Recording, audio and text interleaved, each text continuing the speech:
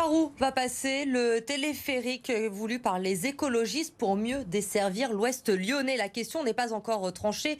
Une concertation doit s'ouvrir avec les habitants, notamment à l'automne prochain. Pourtant, des projets de station sur la commune de Sainte-Foy-les-Lyons ont déjà été envisagés par le Citral. Hugo Frances.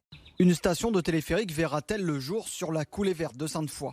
Rien n'est encore acté, la concertation n'ayant même pas encore commencé, mais les déclarations de projets de travaux du Citral reçues par la ville en début de semaine laissent planer le doute, pas du goût des habitants. Il y a beaucoup de métro sur Lyon, donc on devrait continuer dans ce genre-là, quoi. Que mettre un pylône et puis détruire la nature, détruire tous les animaux qu'on a par là, surtout à Sainte-Foy.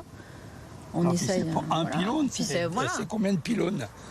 Pour arriver de gare en gare, c'est plusieurs pylônes, quoi. Nous pensons que nous sommes suffisamment desservis sans, pour cela, encore charger notre environnement, en fait. Au total, ce sont 4 déclarations différentes que les services de la mairie ont reçues, avec 4 lieux de la commune ciblés. La coulée verte, donc, le parc du Brûlé, les vignes de Montreuil et puis la rue Paul Fabre. Ce que nous l'obtenons dans la douleur, entre guillemets, ça s'appelle dans la douleur, parce que quand vous recevez l'information des services, je peux vous assurer que c'est douloureux.